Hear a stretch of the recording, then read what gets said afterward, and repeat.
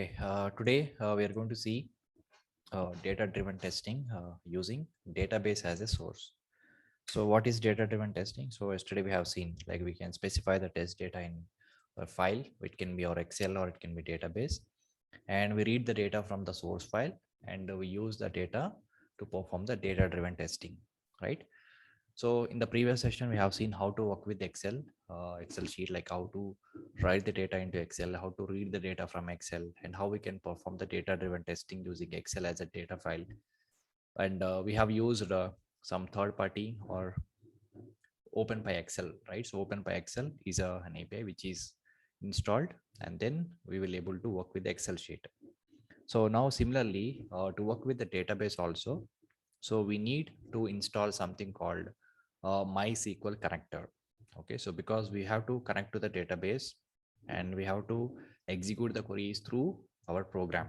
Okay, so for that we need to have MySQL SQL connector. So it depends on the database. So whichever database you are working, we need to install uh, that particular module, we can say. Okay, so first of all, we'll see what is that, and then we will see how we can interact with the database. First, we will see some basic operation like how to connect to the database, then how we can work with the table, like how we can insert the data in the table, how we can retrieve the data from the table, and how we can update the data, how we can delete the data from a table. So we need to aware of these basic operations on the database through automation code. Okay.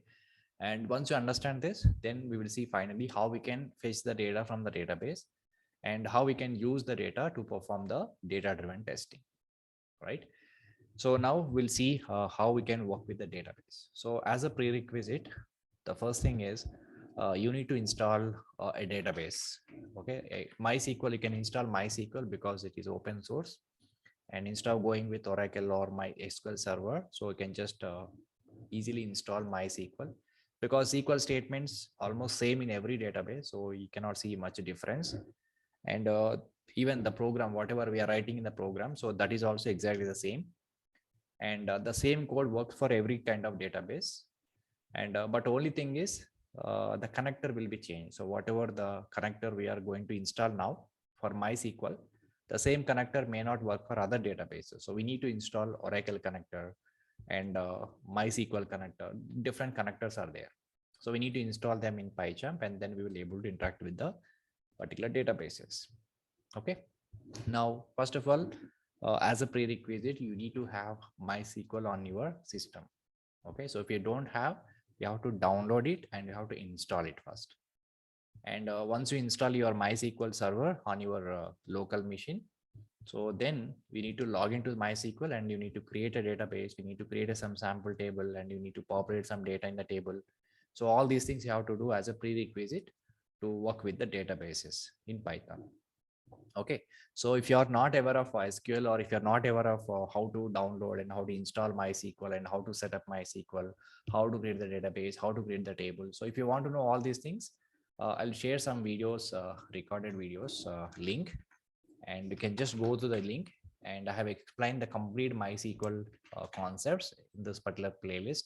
You can get it from my YouTube channel. Okay, but it is very important. Okay, it is not only for automation. Even if you go with automation testing interview, so people will ask questions from the database. Definitely they will ask questions from the database. So here I have just created almost 16 videos, so you can just go through each and every video step by step, and you can just practice it your own. Okay, so again, this is very huge concept. Database I'm not going to cover here, so I just provide this link in the notes and I provided here. So go to the link, and from the beginning, like what is the introduction of database, DBMS, everything, and then MySQL, like how to install MySQL, how to work with the SQL Workbench, command line. So many things are there, and at least if you listen first 3 videos, you will able to work with the automation. Okay, first 3 videos at least we have to know, like how to set up MySQL and how to connect to the client and how to create a database table, inserting records, retrieving the data. So at least first 3 videos you have to listen, you have to watch them, and you have to do it practically. And the rest of them you can just prepare later also. But to proceed further for automation testing, at least we need to know these 3 concepts. Okay. Now listen this. So let me I already copied this link, and you can get this link from this notes and you can practice it. Okay. Now, so let me just reference link. So this is mandatorily required, guys. So database is most important. This is a reference link, MySQL reference link. Okay, so now how to work with the database. So first of all, we will see through automation code. So let me just show you some basic operation in the database. So I already have MySQL on my machine. So let me just connect to the MySQL. So if I take any database, right? So there are two different components are there. One is called as a database server. You can call as a database server. The other component is database client. Database client. So what is database server and what is a database client? So normally the database server is actual location where actual data will be stored in the form of tables. All the databases are there in the database server. Actual database server is installed on that machine. And database client is a software, a small software through which we will able to connect to the database from different location. So normally in the real time, what happens is you will not install databases on your local machines. Okay, so databases will always install on the remote machines, but most of the times on the Linux machines, the databases will be installed. So let us say this is my database server, and this is my database server, and here all the data will be stored. And number of people will use the database server. So let us say this is one engineer, he's another engineer. So from their local laptops, they can connect to the remote databases, and then they can access the database basically. So they can do all operation from their local machines. But actually they don't install the database server. But without database, without installing database server in those local machines, how can they access the database server? So these people will install database clients in every machine. They will install only client software. There are so many client softwares are available in the market. So if I just go to MySQL, we have SQL Workbench is a default clients. Okay, you will get automatically if you install database server. And if you go with Oracle, we have SQL Developer is there, SQL Plus is there, and Toad is there, right? So, and if you go with the MS SQL Server, so we have SQL Server Management Studio is there. So for every database, there are so many client softwares are available. So you can use any client software. So by default, if you install database server, by default, you will get the client. Okay, by default, you will get the client if you install database server, because at the time of installing the database, it will ask you, so do you want to install only database server, or do you want to install database server along with the client, or do you want to install only the client? So which will ask you at the time of installation. So accordingly, we have to select, depends upon your requirement, and then we will install the software. But in the real environment, normally what happens is all the databases will be there in the remote machines. And people whoever want to work with the databases, they will given some access, and they will provide you, the database administrators will be there. So they will provide you access, like they will provide you username and password, database name, port number, all these things. So accordingly, while connecting the database using client, so in the client, you have to provide those connection details. And how client will connect to the database here? By using connection details, which will connect to the database. And then once your client application is connected to the database, then we will work all the stuff in the database. Like we can retrieve the data from a table, we can create the table in the database server, we can delete, update, all kinds of operations we can perform on the database through this client application. Okay, so this is how things will happen. So mainly in the databases, there are so many commands are there. Like this is a database server, and database client is basically, database server is a place where exactly all the data will be stored, because database server needs a lot of space. Okay, normally the machines are having higher configuration machines, they will use to install database server, but your client machine may not have that configuration, so that kind of use configuration. So you will just install only client software. It is very lightweight software through which you will able to connect to the database server. But if you install MySQL database on your local machine, by default, you will get database server along with the client. Okay, these are the two important things which we need to understand. Now, what is an SQL? So what is an SQL? So we understood what is database server, what is a database client. So database server is an area where exactly data will be stored. Database client is a software through which we are able to connect to the database server, and we can execute all the queries only through database client. So query is nothing but a statement, okay, by which we will work with the database. And what is an SQL here? SQL is a structured query language. And this is the language by which we will able to communicate with the database. If you want to work with the database will understand a language, right? So what is that language? SQL. So if you go with any kind of database like Oracle, SQL Server, MySQL, everywhere SQL is almost same. So if I learn SQL from one database, you can easily work with any other databases. If you learn SQL from MySQL, then you will be able to work with the Oracle SQL. So it is almost same common language for all the databases. So structured query language is a language by which we will able to communicate with the database. But why we will communicate with the database? Because we want to create a tables. We want to insert the data in the table. We want to update the data. We want to select the data. So we will do so many operations on the database. So to perform all these operations, we have to communicate with the database through a language. So that is a SQL, structured query language. Okay. So in the database server, actual databases are installed. All the databases will be created in the database server, and whichever database you have an access, so we can connect to that database and you can find the data which is available in the database. So SQL is mandatorily required. But what is an SQL means? SQL contains so many sub languages, like we have DDL. Okay, so DDL we have data definition language. So here we have certain number of commands called create, alter, drop, truncate, and so on. And similarly, we have one more command called DML commands, data manipulation language commands. So here insert command, update command, and delete command. These comes under the DML, data manipulation language commands. And also we have a DRL, data retrieval language. So select command comes under this. Select command will comes under the DRL. And then we have a TCL, transaction control command. So we have a commit and rollback. So these are the comes under TCL, transaction control language commands.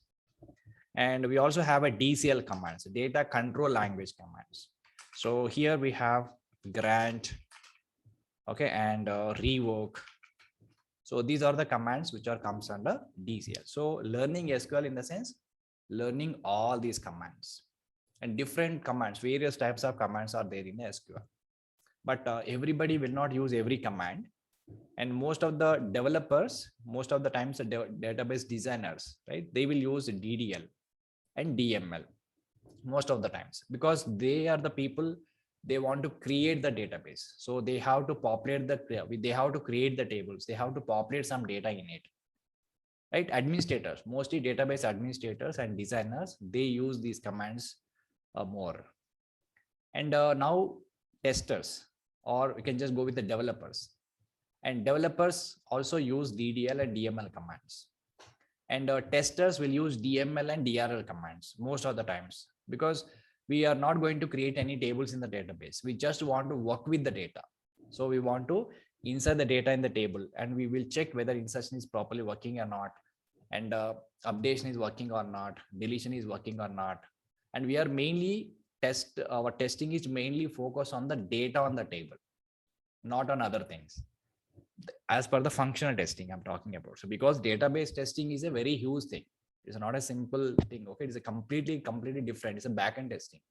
So in the database, if you want to test the complete database testing, you need to focus a lot of things, like not only data, you have to check the tables and relationship of the tables. And every table you have to verify the column types. What are the data type of the columns? What is the size of the columns? And the normalization. So what are the relationship between the tables? And you have to test the procedures, so triggers, functions. So, and again, which includes white box testing and black box testing. So there are so many things we need to test as part of the database testing, which includes a functional and non-functional. But as point of functional testing, what we will do is, normally when you want to perform database testing, so normally we do some action on the application. So let's say there is a registration form is available on your web page. So you provide all the data and you will submit it, and you will get some acknowledgement message. Okay, your data is submitted or your registration is successfully done, and you will get some acknowledgement on the UI. But is it really true whether it is successfully inserted data in the table or not? How we will know that? Just by seeing the confirmation message, we cannot confirm. So we have to log into the database. We have to get the data from the particular table or registration table and see whether the data is available or not. So whatever data you are provided from the UI or application, the same record is available in the database or not. You have to test this manually. So that is actual database testing we will do as per the functional point of view, as a functional tester. And if you are purely database test engineer, then you have to focus more on database objects. You have to test the tables, procedures, views, indexes, store procedure, triggers, cursor. There are so many things you have to test. There's completely purely backend testing. And there you will not do anything on the application side testing. Okay. So as a functional test engineer, you have to do some testing on the web application and some part of testing you'll do on the database side. So it is a combination of front end and back end. So that's the reason we can also call it as a gray box testing. It is not purely white box, and also it is not purely black box. So when you do the registration on the UI, when you do testing on that, there's a black box testing. But once you log into the database and execute the queries and see the data in the table, that is a white box testing. So the combination, we can call it as a gray box testing. So that's a completely database testing part. But Selenium is not meant for database testing. Selenium is basically used for automating the web. That's the main fundamental concept of Selenium WebDriver. Okay, most of the people will use this terminology like database testing using Selenium like this. But if I really say, by using Selenium, we are not exactly testing the database. We are not exactly testing the database. But what exactly we are doing with the database in automation is, if you already have some tables in the database, if it contains some data, we will read the data from the tables and we use the data for testing purpose. And that time we should be able to interact with the database. We should connect to the database and we will execute all the queries through automation script. So that's how we will do that. It is not completely database testing. Okay. So database testing, we have to use some different tools are available. And most of the times we use manual testing only because we don't have automation tools to perform the database testing. So 80% of the testing will be done manually in database testing side. Okay. So Selenium is only meant for web application. It's not meant for database testing, but still we should be able to interact with the database. Still we fetch the data from the tables. Okay. And sometimes we can insert the data, update the data. So these operations we can do through automation script at minimal level. Okay. So to do all these things, we have to know the SQL, so which is very, very important. So as an automation tester, so we have to mainly focus on these commands, DML, DRL. And again, in the DRL select command, you have to learn joins, subqueries, right? All these things, set operators, union all, intersect. So these are all very important. And now Tcl and Dcl, most of the times developer will use it because they are transactional control language. So whenever you do insert or update, delete, and those transactions will not perform permanently. So if you want to make the transaction permanent, then we have to issue the commit command. And suppose by mistake you have done some mistake, and if you want to get back that mistake, or if you want to roll back, then you will use rollback command. And grant and revoke is used by the administrator. If the administrator want to give some permission to the user on the tables or on the database, they use grant command. And if they want to remove the permissions, they use revoke command. So various commands are there. So in my videos, I have explained all the commands in depth. So you can just go to the videos and learn SQL in depth. Okay, that is how I can recommend as of now. Okay, so this much knowledge is enough to proceed with the automation. So now, by default, as I said, Selenium is a web automation. So which we cannot interact with any database. We cannot do anything on the database by using Selenium. But yesterday also we have same thing we discussed. Selenium doesn't support Excel, but how you have interacted with Excel, how you have worked with Excel in automation. We have externally, we have installed Open by Excel. And then we got some classes and methods through which we will able to do that. Same thing for database also. For Database also we have to install proper connector, depends upon type of database, and then we will get some classes and methods, and by using those classes and methods we will able to work with the databases. Okay, now we'll see step by step. So the first thing is we need to, as a prerequisite, we need to install something called Mysql Connector for Python. So this is a package which we have to install on PyCharm, and which will provide you so many classes and methods, so through which we will able to interact with the database. But before directly going to the automation part, let me show you manually. So I said I already have MySQL software on machine. So I already have one client also. Let me just open my client. MySQL Workbench is my client application. So I'm just opening it. So once you open this application, so your client will be open, and through that client, we will able to connect to the database. And whenever you want to connect to the database, you have to know the connection details. Even if you connect to manually, or even if you want to connect through automation, you have to know the connection details of the database. So normally database administrators will provide you the connection details through which you will able to connect. So I already saved my connection. So if you want to connect to the database from the MySQL Workbench, this is the manual process I just showing you.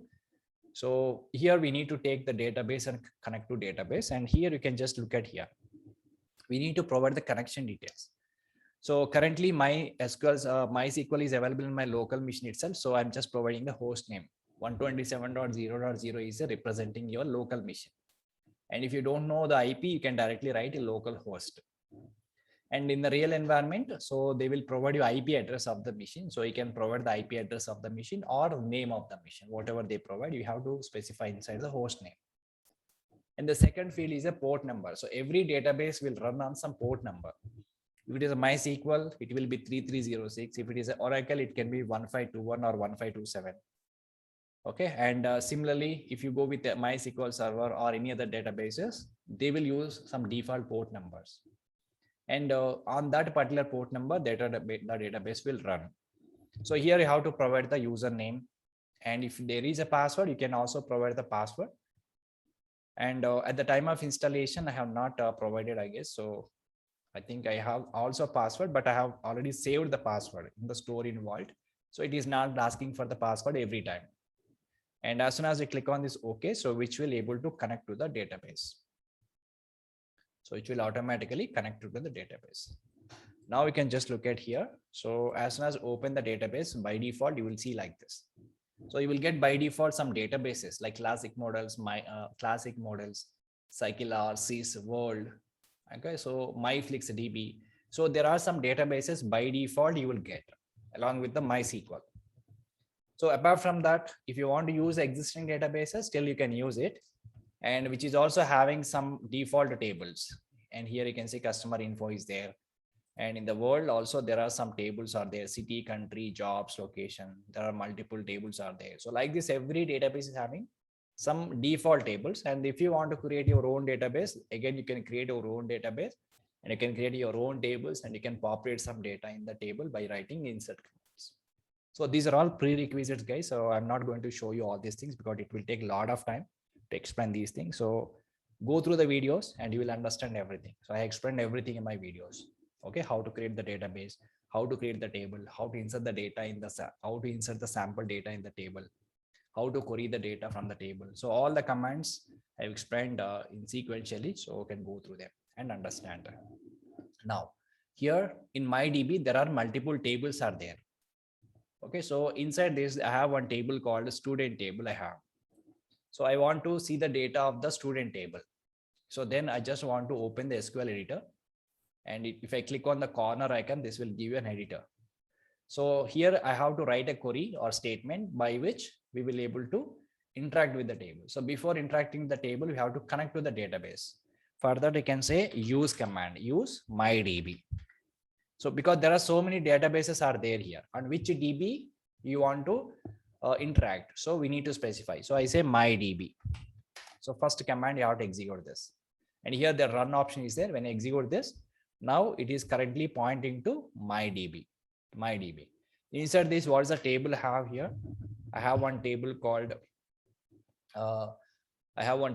student. So let me ping the data. So I say select star from student and semicolon. So when I execute this command, this will give you the data which is already available in the student table. So currently I have only 3 records and 2 columns.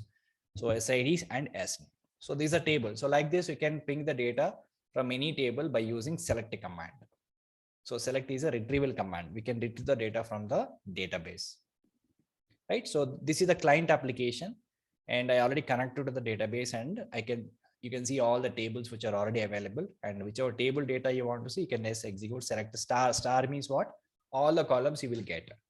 And if you want to get only specific column, specify the column name and execute, you will get only that specific column. So when I say star, which will match with all the columns and display all the columns data here.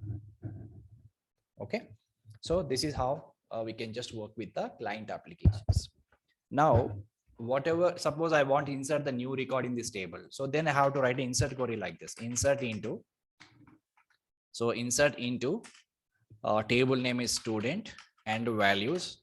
And here you have to specify, let's say 104 and a comma, some XYZ like this. So you have to specify that. And when I execute this, which will go and insert the new record in the table. Similarly, if I want to update, so you can give one more command. So SQL is not a case sensitive language. You can write all the queries in the lowercase or uppercase characters. So update student table, and what we need to update. Suppose I want to update 103 record with a different name. I want to change the name of the 103 record. So I can say update student, set SID or set S name equal to so and so, let's say ABC. And if I stop command like this, what happens? Which will update S name ABC with all the records.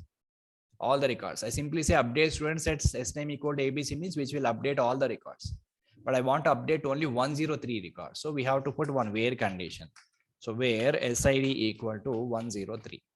So when I execute this command, which will go and update the record in the table directly. But here I have I can execute all this command through client here. But that's not my requirement. I should be able to execute these commands through my Python code or Python program, right? So that's our intention.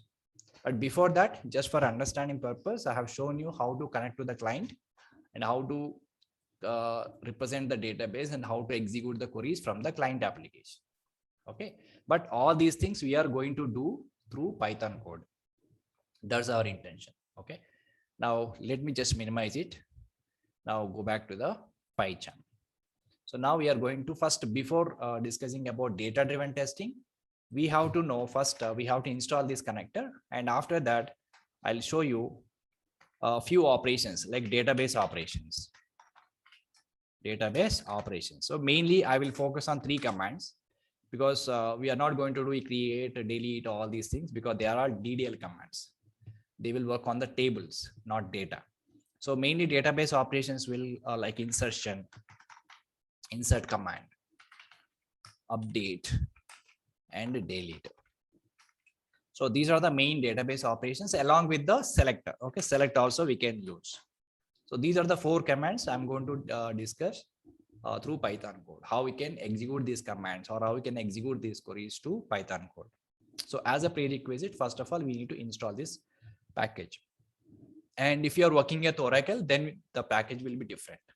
Okay. Now go back to the PyCharm and how to install the package. So to install it, we need to go to the file again, settings. So all the packages we have to install only here, okay, from this location. So go to your project, Python interpreter. Now you can just look at, there are so many packages we already installed earlier. OpenPyXL is also there. Selenium is also there, right? And now we are going to install MySQL connector. So here just type MySQL. So when I say MySQL, so you can see this one connector, MySQL connector -Python. So what is this? MySQL driver written in Python. Okay, so this is the connector we have to install. So just select it and click on install package. And because I already installed this, so this is given in the blue color. In your case, you can just select it and then click on install package. And within the few seconds, it will go and install it. And after closing this window, you will able to see the MySQL connector in this list. Okay. So once you have done this, you can just close the window. Now you are ready to connect to the database and you are ready to work with the database tables. All right. Now let me show you the script file first. Let me just create another directory. And I say date 25. So before going to discuss actual data-driven testing, we need to know basic stuff like how to interact with the database, how can execute the queries. These things are very much required. All right, so let me just create a new Python file. So I'll name it as DB operations. DB operations. Now, as soon as you created a file, you got the do the database operation. So in this insertion, and then update, and then delete. So select, I will show you in another example. Okay, so because there is a difference between these commands. So when I execute insert, update, delete command, it will go and execute against the database and perform the insertion, updation, and deletion. That's it. Only these commands will work only one direction. But when you execute the select command, what happens? The select command will execute against the table and fetch the data, and also data will be returned. But rest of three commands will not return anything for you. It will just go and update the data, or it will just go and insert the data, or it will go and just delete the data. But the select is not like that. When I execute the select command, which will go and fetch the data from the database table and return the data also. So we need to use some special classes to hold the data and everything. So select is something different than rest of three commands. So let us see first these three commands: insert, update, delete. Go back to the PyChamp. So first we'll see these three commands. So first of all, what we need to do is, so we need to first import the MySQL connector module. So how to import it? Using import, say MySQL, import MySQL dot connector. Okay, so this is a package which we have to import. First step. Now the second step, first we need to establish the connection to the database. So how to establish the connection to the database? So we need to know the connection details. So we need to know the connection details like database, IP, port number, user, password, database, all these things we have to know. So to connect to the MySQL database, what we need to do is we will have one method inside the MySQL.connector dot. There is a method called connector. Okay, this is a method. And this particular connect method will connect to the database based on the connection details which we provided. But how to provide the connection details? Exactly, we follow the syntax. So what is the syntax? We have to specify the multiple parameters. So host name is localhost, port localhost, or IP address also we can specify if a database is there in the remote machines. And then port number and a username, password, and database name. Because there are multiple databases are there, so I just want to work with a MyDB. So I've just provided MyDB here. And user is root and password is also root I'm giving. So these username and password you will provide at the time of installation. The same username and password, you can still use it.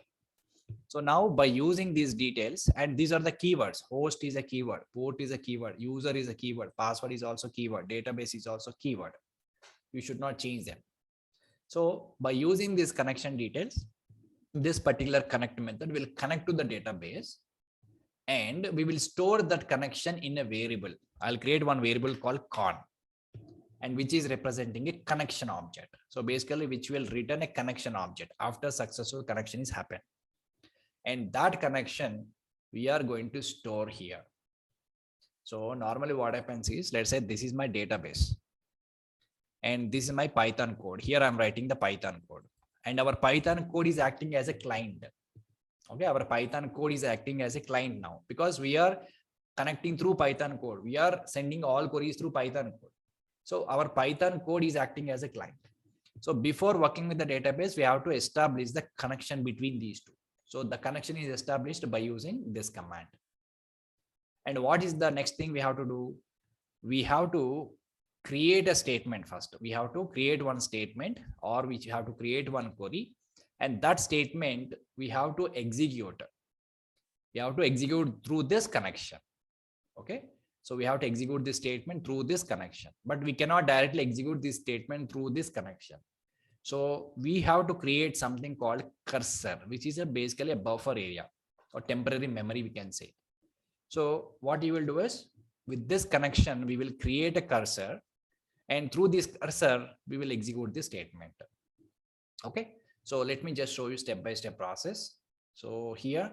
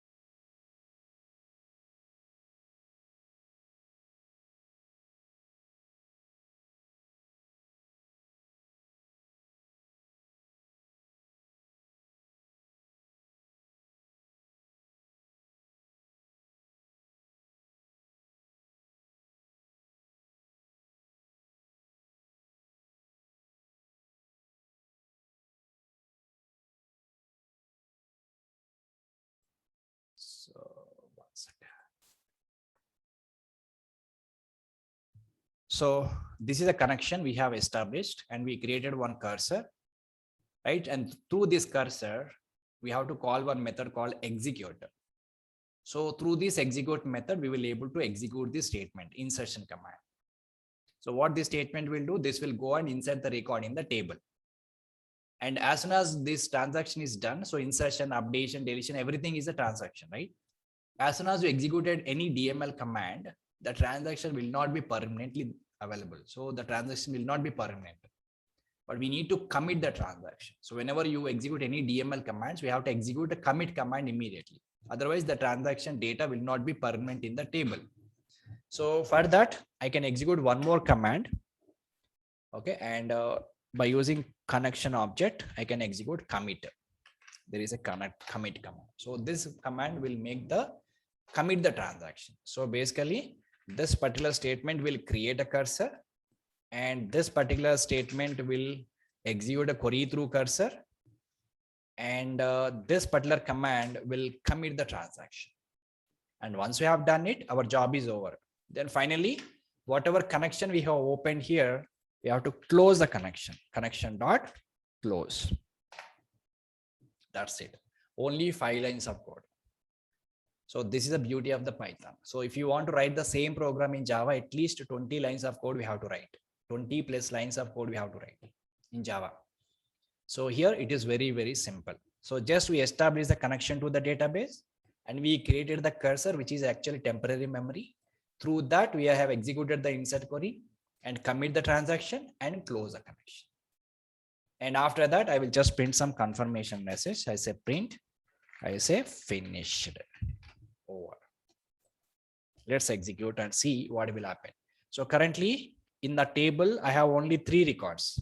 Now I'm executing this code and see what happens. When executing this, so completely done, finished. Now you can go back to the client, and you can execute this statement. Select a star from student and see the new record is inserted in the table. So we have not inserted through this client. Okay. So we have not executed these commands here. We have executed insert command through Python code from here. Okay. So insertion is successfully done. Similarly, we can just change the query here. Same code for updation, deletion, selection, everything. Whatever command you want to execute, you can just keep that command statement or SQL statement inside this double quotation. And that is the command which is automatically executed against the database. So now I'm going to show you update and delete operation. So instead of writing this whole query here, what I will do is I will just create all the query statements here. Okay. So I will name it as insert underscore query. I'm just giving some name to this insert underscore query. So this insert query I will specify here. Okay, so instead of writing the whole statement. And similarly, I will write one more statement for update query. Update query. I'm just storing the queries in some other variables instead of writing the whole thing every time in this box. Okay, so update query. If you want to update the record, what is the command we have to execute? This is a command. So I will put in the double quotations and store this. So update student set S name. So previously, what is the name of the 104? Kim is there. Kim is a name, right? So I want to just change the name of the 104 record. So what I can do is I can simply say Mary. Okay, so update student set test name equal to Mary. It can be a single quote or mostly it is single quote because double quotations inside the double quotations are not allowed. So single quotation where SID equal to 104 because 104 only we want to update. So update S name Mary whose SID is 104. Now go back and this is the update query. So now I want to execute update query through this program. Just instead of insert query, just I'm changing update query. Same thing. Again, connection will open, cursor will create, execute the statement, commit the transaction, close the connection. Finished. So now execute. So previously we have Kim. 104 record is a Kim. Now execute this. And after completion, now we can go back and see the select star from student. Now the 104 is updated as a Mary. So like this, we can execute the update command. Now I want to remove the records. Not only the 104, you can work with any records and you can just update 101 also, 102, 103, or similarly, you can delete any record. Okay. So now I want to delete fourth record, 104 record. So then I can write one more query, delete underscore query equal to, and how to delete the specific record from the database. So this is a query we have to write. I say delete from table name student where we have to specify SID equal to, if I just leave the command till here, what will happen? Delete from student, which will delete all the records from the table. But I don't want to delete all the records. I just want to delete only fourth record, 104 record. So we have to put one condition where SID equal to 104. So when I execute this query, this will go and delete the record from the table. Now I just want to execute that query through our Python code. So this semicolon is optional, so it's not required. So you can just pass the delete query here. Okay. So now delete query will execute. So let's execute now. So it is done. So now go back. And previously we have 4 records. Now execute this command again, select star from student. Now again, it becomes a 103. So 104 record is got deleted. Okay. So this is how we can just work with the basic operation like insert, update, and delete the data from the tables. Now, when I execute this code, this is fine, perfectly fine. Sometimes what happens is, suppose your database is down. Okay, suppose your database is down. Somehow database is restarting. Then what happens at that time? If I run your code, then what happens? So this particular statement will throw the exceptions, because this statement only will establish a connection to the database. At the time of connecting to the database, if the database is not available or the database is down or database is restarting, in those situations, what happens? This will throw the exception, connection error, which will return. But we should be able to handle that. Even though the database is down, our program should display connection is unsuccessful or database is down. So like that, our program should display the message instead of getting an error. Okay, so let me just do some wrong. I just give, instead of, I cannot make the database connection down, but instead what I can do is I can change the connection details. So I'll say instead of 3306, I'll say 7. Okay, so connection details are wrong. So with this detail, there is no database available as of now. So when you run this code, what happens is, which will throw an error. Now we can just look at here. It will basically throw the connection error, interface error like this. No connection could be made. No connection could be made. Okay, so this will happen in many scenarios. Sometimes your database is down, or sometimes your database is restarting, or even though database is available, your connection details are not correct. So in those cases, you may have see these kind of issues. So in that case, what you can do is, if your connection is not successful, for example, I just want to exit my code instead of giving an error. Okay, I just want to tell, okay, database is not available or connection is not established, and smoothly I want to exit from the code. So for that, what you have to do, what is the concept you have to use here to handle that? Exception handling concept. Exception handling concept. Okay, now what I'll do is I'll put the whole code inside the try block. Okay, so I'll put everything inside the try block.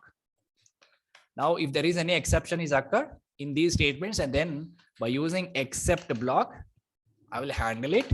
And here no need to specify any exception, just except block will automatically handle all kinds of exception. But here I will provide some message to the user. What is that? Connection unsuccessful. Okay, connection unsuccessful. I just provide some message to the user like this. Right, so now observe this. If I handle this try catch block, what happens? Even though sometimes your database connection is not established, your script will not fail. It will just tell you connection is unsuccessful. That's it. So let me just change some data, invalid data. Now you can just look at this. It will just tell you connection is unsuccessful, but you will not get any error like this. So when you're working with the database connections and everything, so this is how we need to follow. Okay, so this is how we need to follow. So try and except block. So with this, we have seen three different type of operations: insertion, updation, and deletion. How to perform the insertion, how to perform the update and delete. And not only these three command guys, so whatever commands I have listed here, all the commands we can execute. But that is not our scenario here. We are not going to work with any tables or anything. So that's again data definition language. The creation of the database tables will happen, but that is not always recommend. So through the code, no one will create the tables. So they will directly log into the database and they will create whatever the tables they require. Okay, but just for your understanding, I'm just telling you. So all the SQL commands we can execute, not only this.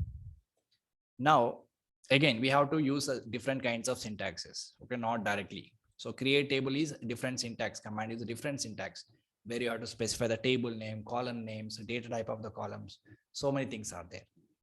Now we'll see the select command. So far we have seen only three commands: insert, update, delete. These commands will go and execute against the database, but it will not return anything for us. But select command is not like that, which will return something for us. The data will be written from the database table.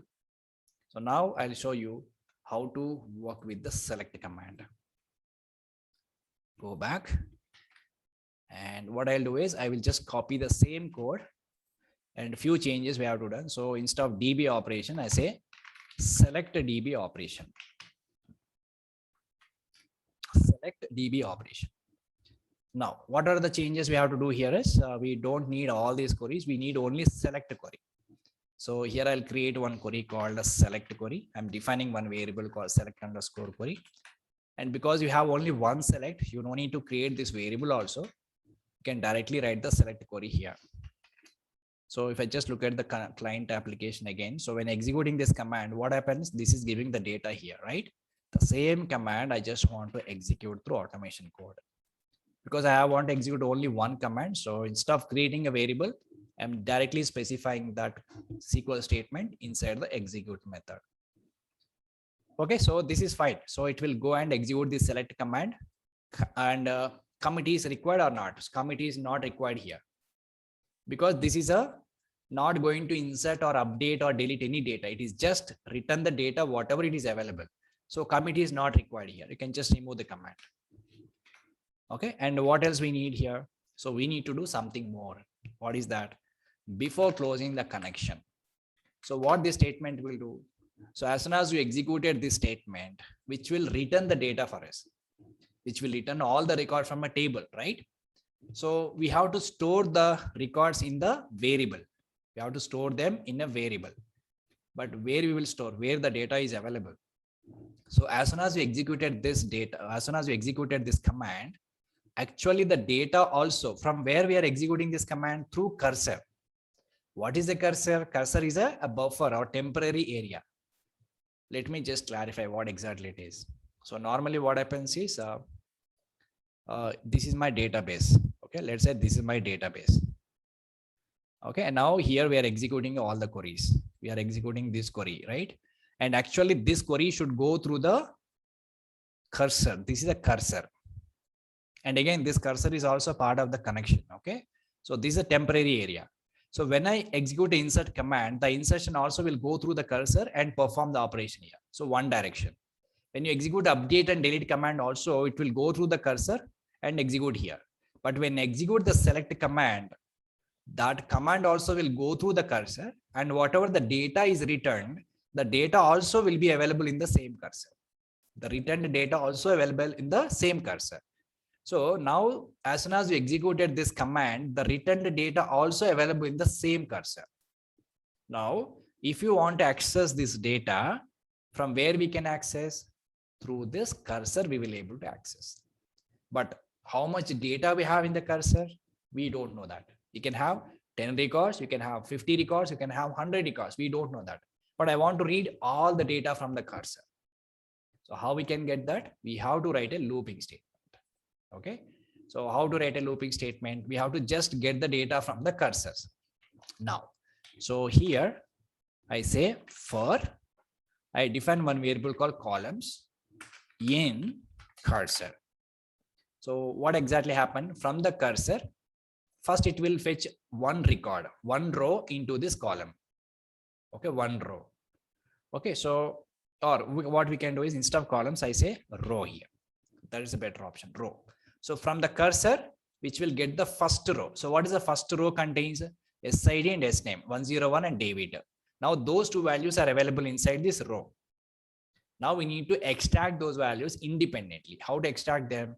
Simply we can say row of 0 and comma row of 1.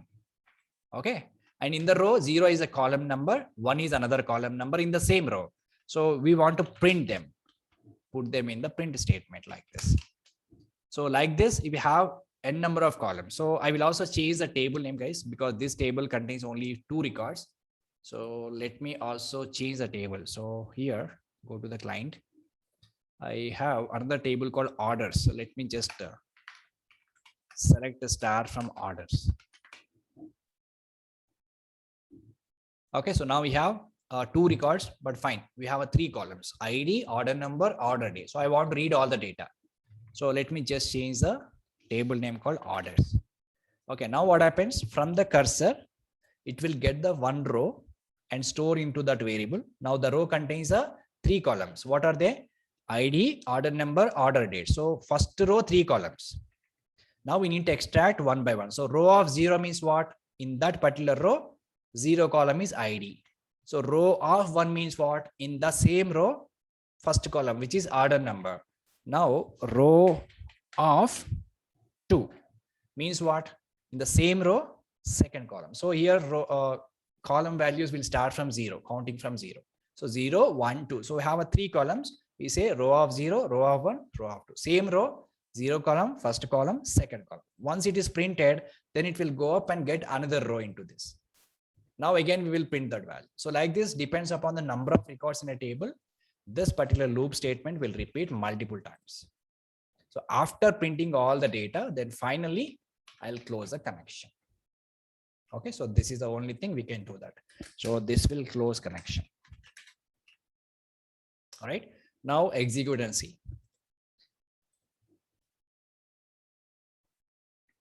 Yes, connection is unsuccessful. Why? Because we have given port number wrong here. So let me correct it. Let's execute one more time. Yeah, now we can see we got the data. So this is the ID and this is the order number and this is the actual data. We cannot get the column values, header values, but we can get only data. So this is the data. So even if you have 100 records, you will get all 100 records from the table. Okay, so simply we have to write some additional for loop to print the data from the table which is returned. So as I said, as soon as we executed this query, so select query we have executed, so it will also return the data. The data also will be stored in the same cursor. So from this cursor, we want to read each individual row, and from that particular row, we have to get individual columns like this. And this is how we need to work with the select command. Okay, so insertion, updation, deletion, and selection. These are the four called DML. Selection is comes under DRL, data retrieval language, and DML. So these are the four important commands you have to learn from SQL, and which I again including join, subqueries, and everything. Select is a very big actually. There are so many options we can use along with the select command. Even joins, subquery is also part of the select command.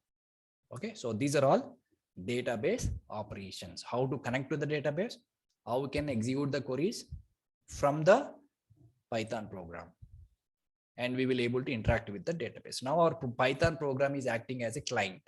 Through the coding, we are able to do everything. So without having client application.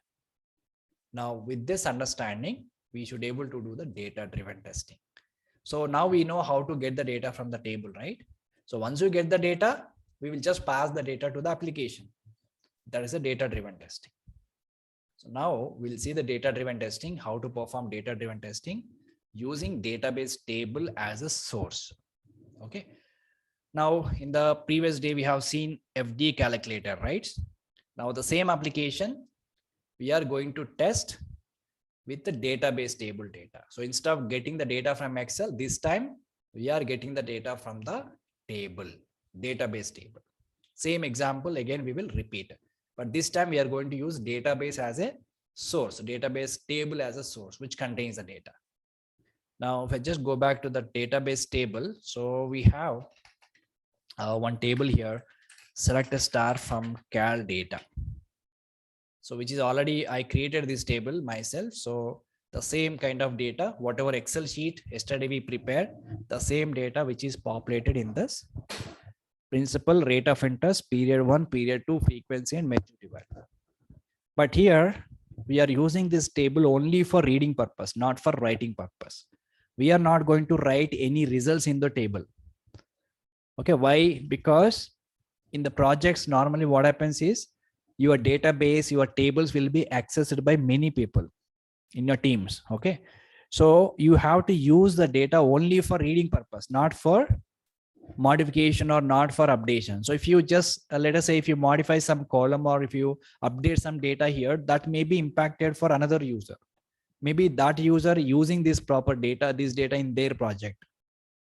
So there are many scenarios are there. So most of the times we don't corrupt the existing data or existing tables in the database, because there are so many people or do work based on or depends on that particular tables and tables data. So don't try to corrupt the data. So always try to use existing data for automation testing. But where we will write the results, suppose if these combinations got passed. So at the initial level, we will write the results into console window directly. But finally, we will see, I'll show you how to update the results in the report. Okay, results will be updated in the report.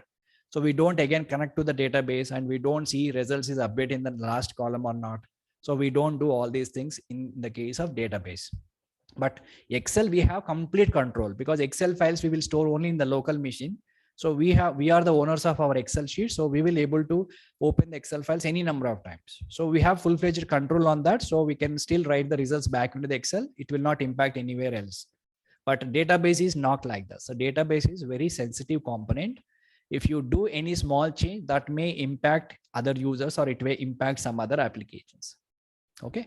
So just try to use the existing data for our data-driven testing. That's it. So now this is a table I have: principal amount, rate of interest, period 1, 2, frequency, and maturity value. So we need to read this data and then we have to use it for data-driven testing. So now let us go back and copy the previous example, and accordingly we have to do some changes. Okay. And here we don't need any utility file, nothing. We can directly interact with the database. Now I copied the same file, and this time I'm using instead of Excel. Sorry. So instead of Excel, I'm just trying to use database or say DB. Okay. Say okay. All right. So now let us try to modify this code. So what are all things we needed? So we will have that code and rest of them we will remove it. Okay. We don't need that. So currently I want to work with the database. So to work with the database, what are all things we need to have in this code? We don't need Excel utils. We can just remove that import. And we need to specify all the configuration. We have to launch our application and we don't need Excel. We can also just remove this part. And even we don't need for loop here. So we will write our own for loop. And for now, let's have the code like this. And all these things are required or not. So this is all also not required at all. If you still want it, you can still replace these commands. So later I will replace them. And variables I will replace later. And this is required. So whatever the values we will get from the database here in these variables, we will pass the variables as usual. And also we will do the validation, but here we don't have Excel. We can just remove these two statements. And also we can remove these two because whatever the statements which are there related to Excel, we can just remove them. And then, okay, driver we can close and time. Okay, done. So I think time module is also deleted. Time is there. Okay, so that we'll see later. So I have just removed unnecessary code. So now we'll see how we can get the data from the database. So that's the first thing. So again, go back to our previous code, database operation or select DB operations. So what is the first thing we have to do to get the data from the table and everything? We have to execute these statements. First, we need to import this connector, right? So go back and import that connector. And this code is same. So from here to here, I'm copying. Go back and specify here. Okay, now observe this. So here, just a moment, I am reformatting the code. Reformat means it will properly align the code, reformat the code. Okay, so now if I just look at this. So till here we already know. So we have launched our application and maximize the page. And then first of all, we need to get the data from the database. And after that, we have to pass the data to the application, right? So now what we need to do is we have established the connection to the database. And what is the table here? Okay, I'll mention that. So table name is cal data. So this is my table name. So I will change it here. So this will execute. So where the data is available now? So data is available in the cursor. So from the cursor, I will read each and every row. So I'm just printing it, but I don't want to print here. I want to store the data in the variables. So whatever code I have written here, I will move this entire code into the for loop itself, Now observe this. So from the cursor, we get the first row of data. What is the first row of data? This is the one, principal amount 20,000, 10, 2. This is the first record, right? So now in the principal amount, what we need to store, we have to just remove them. We don't need all these things because we don't have an Excel, and just removing everything. Just we need to get the data from database and store them in these variables. Now we need to get the principal. What is the column number? 0. So I say row of 0. I'm assigning that value.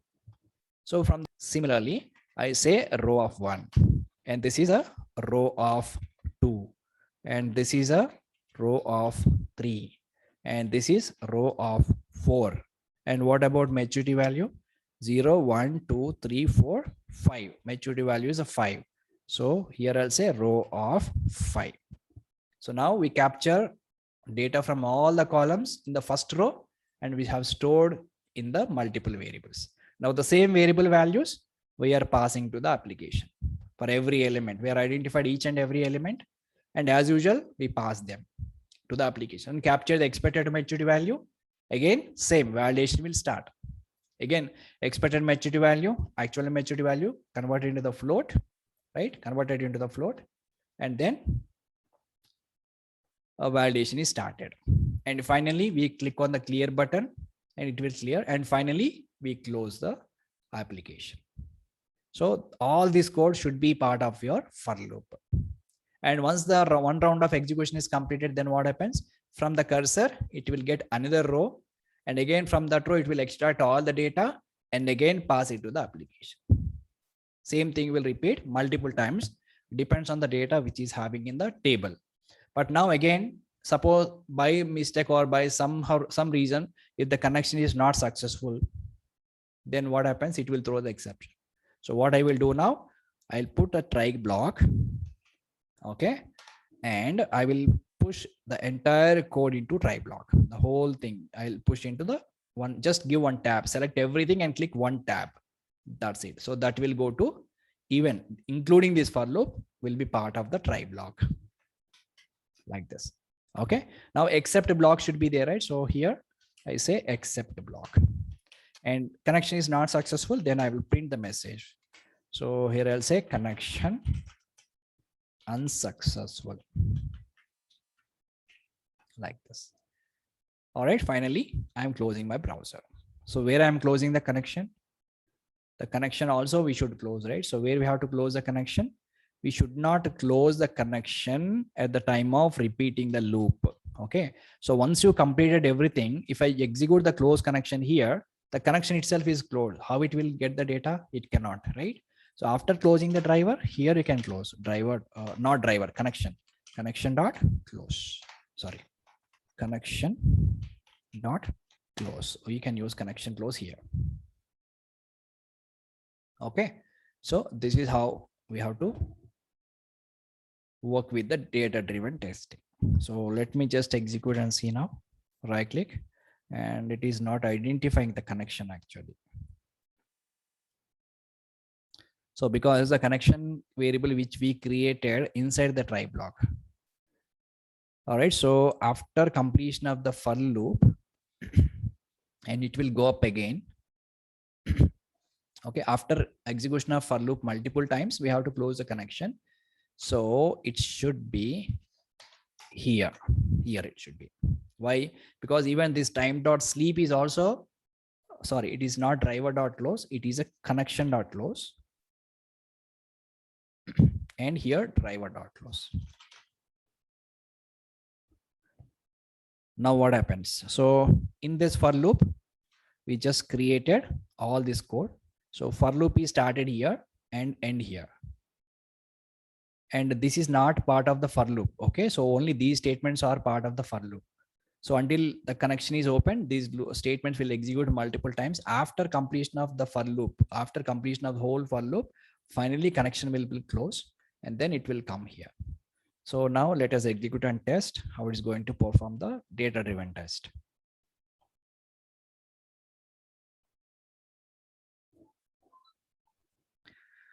Okay, now it is launched my application. Now you can just look at here.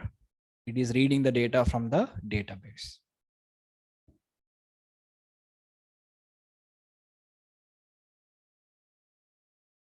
Okay, so now it is done. So it should close my page. Yeah, still it is entering. Yeah, now you can see. So intentionally I failed the last input. So which is actually the input itself is wrong. Expected maturity value is not this one actually. So that's the reason it's got failed. That is expected. So you can just try this. So this is how we can perform the data driven testing using database as a source. So you can have any number of rows, you can have any number of columns. It doesn't matter.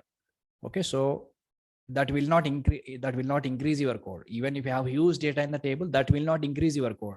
The same code you can still use for data. So you can have a huge data in the table. It doesn't matter. So you can still use the same code. Okay. So if you still want to reduce the code, what you can do is you can just avoid creating multiple variables. So instead of that, you can directly specify this row of 0 here, and then row of 1 here, and then row of 2 here, row of 3 here, or here, row of 3, row of 4. You can directly substitute this wherever you're passing the data. So in that case, another 5 to 6 lines code will be reduced. Okay. So this is all about data driven testing using database. So this much is more than enough, guys. So apart from this, you don't do anything related to database testing using Selenium. Okay, people will think this is a database. This is not actually database testing. This is a data driven testing, not a database testing. We are not validating anything on the database. We are not validating anything on the database. We're just returning the data. We're getting the data, or we are fetching the data from the database, and we are using it for data driven testing. That's it. But database testing is having a lot of things we need to do in the database. So Selenium is not meant for database testing. Remember that. But I have just shown you some basic operations. Okay. So print cursor, you cannot print because cursor is a kind of an object. It's a temporary memory which contains the data. Okay. Which will not give you anything. So it's a temporary memory internally created. So we cannot print the cursor. We cannot directly get the cursor. Okay. So remember that. So let me just show you. If I print the cursor, what happens?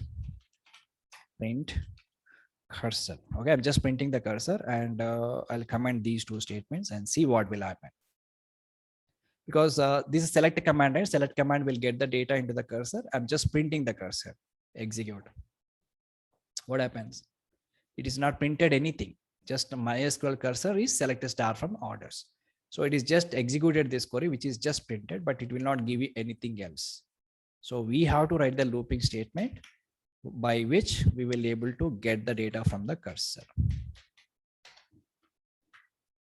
So this is all about data-driven testing using database. Okay. That's all for today's session. Okay, I'm just stopping. We will continue tomorrow.